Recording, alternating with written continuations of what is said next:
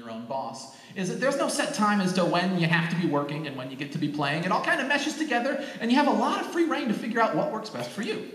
And one thing that I have found works really well for me are 2 a.m. brainstorming sessions while sitting half naked in my bed with a Snuggie and my laptop. And it was under these circumstances that the idea for Dan 3.0 first walked up and smacked me square in the face. I was using the Stumble Upon toolbar, and I stumbled across a documentary called Us Now. And it talks all about the internet and the cultural impact it has already had, continues to have, and will have. I mean, it's a fantastic documentary. It should be required viewing for everyone, but particularly for everyone here at VidCon. And they give all sorts of examples. My favorite example was of a soccer team from the UK called Ebbsfleet United.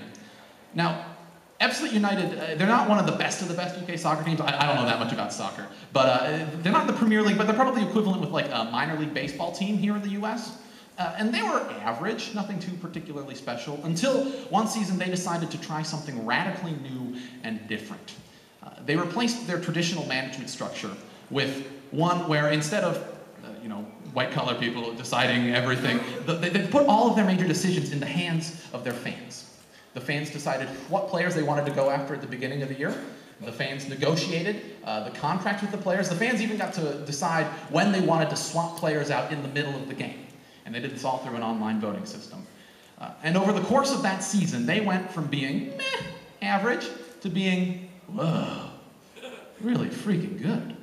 They were beating teams who were literally way out of their league, and they even advanced to a tournament they had never been to before in their club's entire history.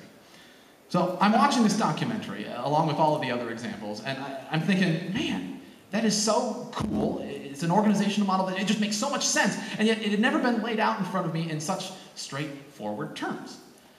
But it also got me thinking, why don't we see this in more contexts? I mean, what would happen if an NFL team decided to put control of its decisions in the hands of their fans?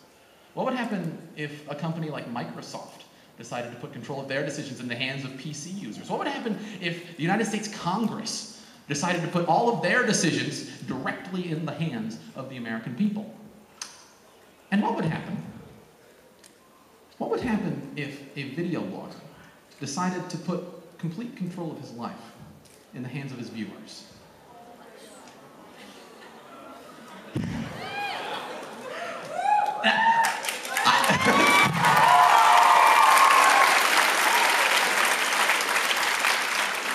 So with that said, my secret project is I'm starting a Justin Bieber cover band.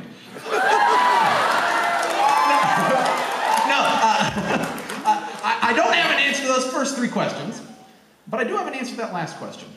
And that answer is, I have no freaking idea, but we're gonna find out. Starting on August 2nd, for 1 year, I am very literally putting complete control of my life in your hands. And in order to make this project a reality, Dan 3.0, which I consider to be just as much a social experiment as it is a project, I've teamed up with a truly visionary company in this new media landscape, Revision 3. Yeah! And we're working with them right now to design what we refer to as the decision engine, the website that's going to allow you guys to collectively decide what it is that I should be doing on a daily, weekly, and monthly basis. And the way that the decision engine is going to work is pretty simple. There are going to be 4 different dig-style hierarchies where users can submit ideas as to what they think I should do, and other users can vote those ideas either up or down based on whether they like them or dislike them. And the best ideas will naturally rise to the top. The worst ideas will fall to the bottom and fade into obscurity. And those 4 lists are, there's one for short-term daily goals, one for medium-sized weekly goals, one for big monthly goals, and another, my favorite list, for technical changes to the project. So if there's something that doesn't work out exactly the way we thought it would, the community can decide that we can either axe it or change it or tweak it, or if there's something that we think needs to be added, some sort of an element, we can add anything. I mean, this project will be able to live and breathe and evolve any way that we want it to. So, yeah, that is Dan 3.0 in a nutshell. I wish I could stand up here for another hour and tell you point by point what it is that we're going to be doing for the next year, but by nature of what the project is, we aren't going to know until we know. But let me just say this. I can see where someone might look at Dan 3.0 and say, oh, okay, it's just just a silly little project that Dan Brown is doing. And it is. It absolutely is a silly little project that I'm doing. But in a lot of ways, I also see it as something more significant than that. Because our generation has a lot on its plate. As we forge boldly ahead into the future, we're going to come head to head with issues like global poverty, global terrorism, global warming.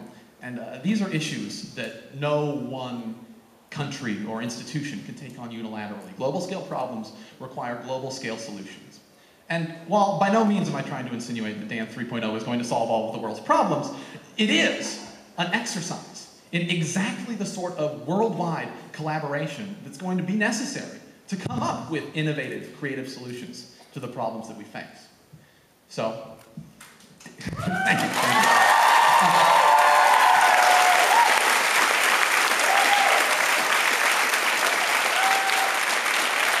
So Dan 3.0 is a project that, by design, is limited only by the imagination of the community behind it. And we are a pretty imaginative bunch, I think. And so I have no idea where this is going to be going, but the one thing that I do know is that we're going. And I hope you'll go with me. Thanks.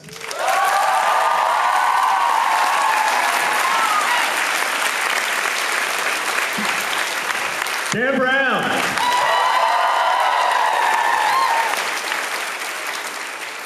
I think we're all looking forward to running that guy's life.